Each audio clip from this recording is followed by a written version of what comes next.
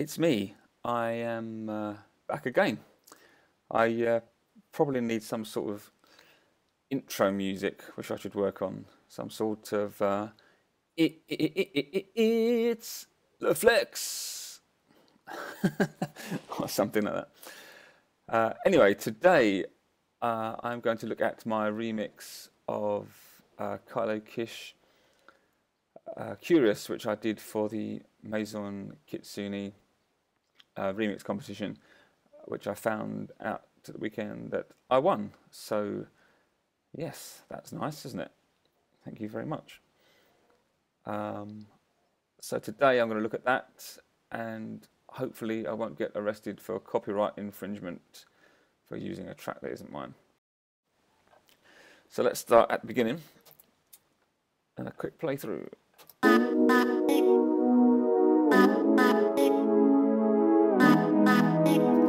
Actually, I'll stop it there, because straight away at the beginning I've chopped up this vocal.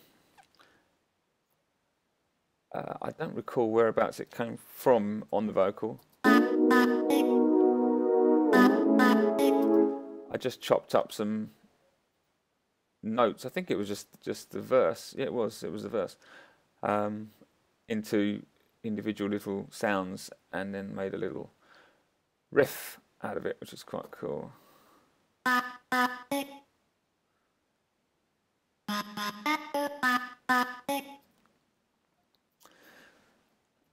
And then that combined with a filtering pad down the bottom here.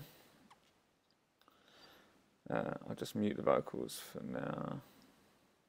Oh, actually, I'll show this. Yeah, I've added a track underneath the vocal, which is just, it's got the new replica plugin that Native Instruments have been giving away. And it's an amazing delay plugin. So I've just duplicated this particular note underneath so that it gives it a little fire off into the distance. I'm sure it's quite cool. And I've used it again here at the end of the verse. So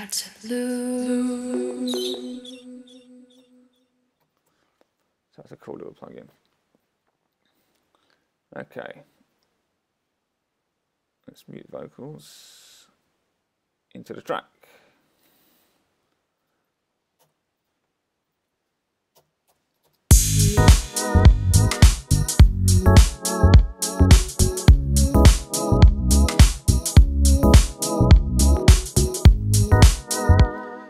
So starting with the drums, as usual. We'll kick. Coming out DXS24. I'm just having a little fiddle with it there on the EQ. Snare. Hats. Let's just get them all together.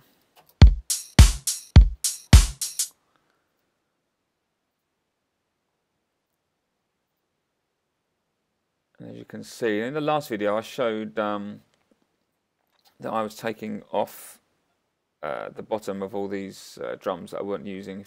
I was doing the filtering, taking all the bottom end out, and I did that actually with an EQ. But on this particular instance, I'm just doing it with the single band. I'm just cutting everything that way, so I'm sweeping out everything below that frequency.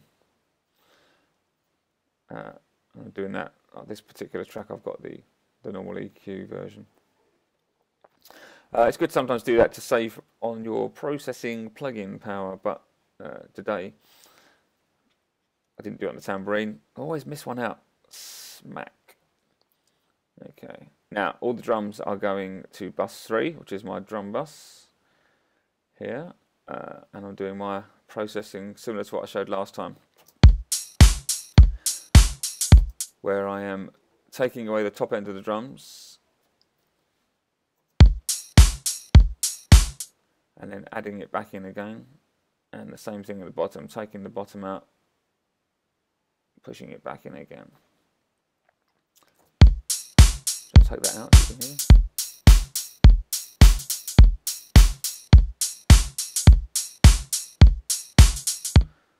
Awesome. The Reviver plugin, again adding third harmonics.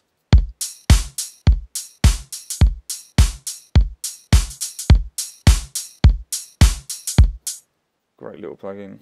And finally, some parallel compression, only 40% this time. Only tickling, not too much.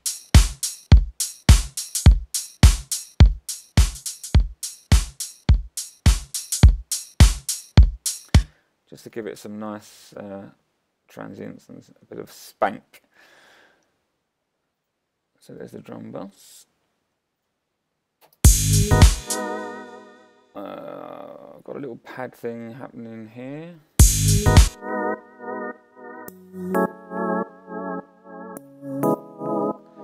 Which has been, had the bottom taken out, of course, don't need the bottom.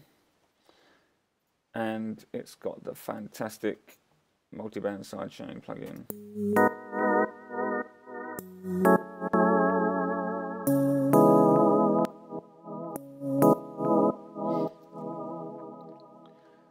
Sitting there, and then I've got my disco bass.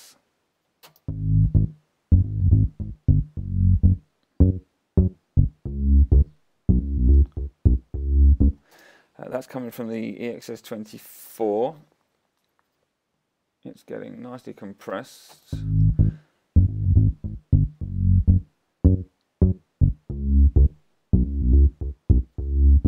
It's also going through the CLA bass plugin, which is making it nice and wide with the spreader. I'm amping up them sort of mids there. And a touch of sub. And then finally, of course, multi-band sidechain.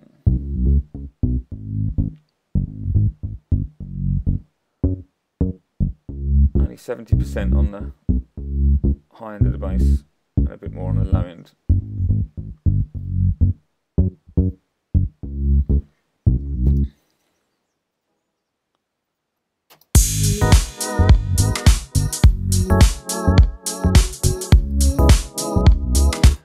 Cool.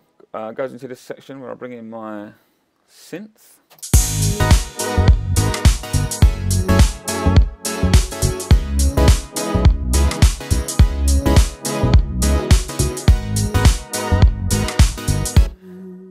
Which is a lovely fat filter synth. I made in the retro synth in Logic. Again, taking a bit of the sub out I don't need. I've added some transient master to make it pop through a little bit there. And then finally, that's going again on its own settings through the sidechain plugin. Not much being done to the top, only 39 there, a bit more towards the bottom.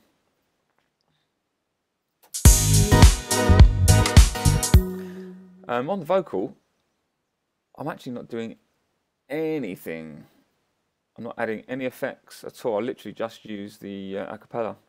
I don't always feel the need to go to town. Obviously on the little chopped up vocals that I did at the beginning, I'm doing a few bits and pieces, but on the actual vocal itself. When you're in the room, I can't talk. I'm tripping over laces, can't walk. Customer never answers my fault.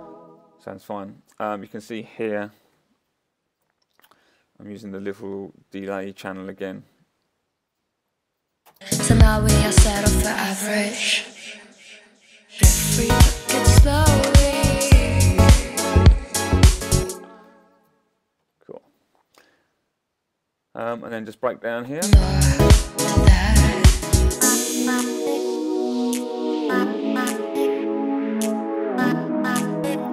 And then back into the track as usual.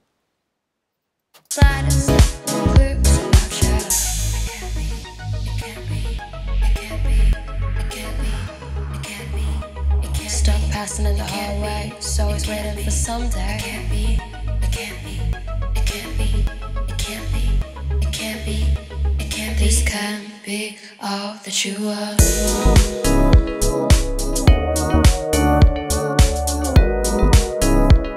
This can't be all that you are. So here at the top of the vocals, I found that lyric, this can't be all that you are, or whatever it is.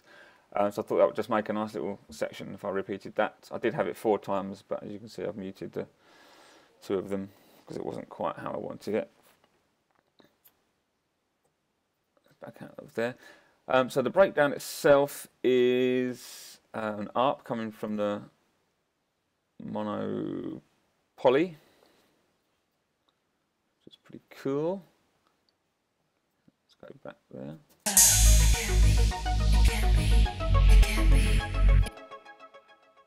That itself is having some heavy sort of EQ,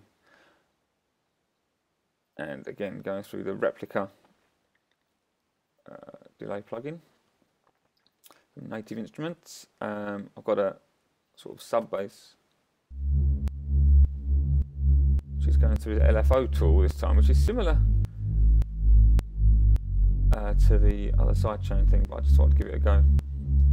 It's got a little bit of a click on it though, but it seems to be okay in the track. And then into this section. Now this section is interesting because this was the first section I came up with when I started the remix. This actually was, for most of the time I was remixing, this was actually the only section. So this was the first set of chords and things that I came up with, and it was only after playing around it a while that I decided I think I needed something a little bit better. So I scrapped this entire section and went on to make this section, which obviously is great. I love it much more. But after then running this section all day, I decided that I needed to change it up a bit in the middle so it wouldn't get too boring. So I gave this section its job back again as a little break. So I'm using a bass from the ESM here. It's a little square bass thing, which is getting bit crushed, sidechained, and compressed. I like to use the bit crusher on things like basses because, especially on the sub basses, when you hear them on smaller systems, you don't obviously hear, you don't get the sub bass, the sound. So sometimes it can sound like you haven't even got a bass line playing. So on its own, that on a smaller system like a phone or just a like a car or something like that, you're not going to feel the sub. It could also it could feel like there's not much bass in the track there. So I put the bit crusher on, so the bass gets some more mid information, and so you can actually make the bass line out on smaller systems. So it's a cool little trick to do that. Depending on how much, you don't have to have that much actual distortion. I just wanted it, but in the track, I can't even hear the distortion. And I'm using some vibes there. I think just the XS24 with a bit of exciter to give them a little shimmer.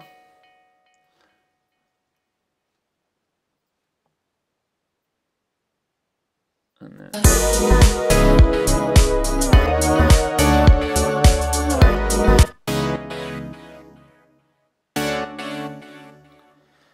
so that's my synth from earlier on, my filter synth, but I'm just playing it slightly differently and giving it its own channel because I've put it through the replica delay. So it goes off into the distance, like so. In the next section you can hear exactly when I solo it.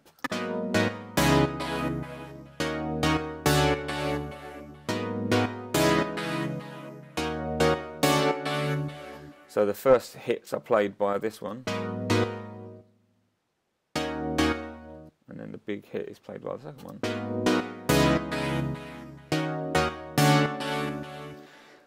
oh yes, oh yes. And then bring the beat back.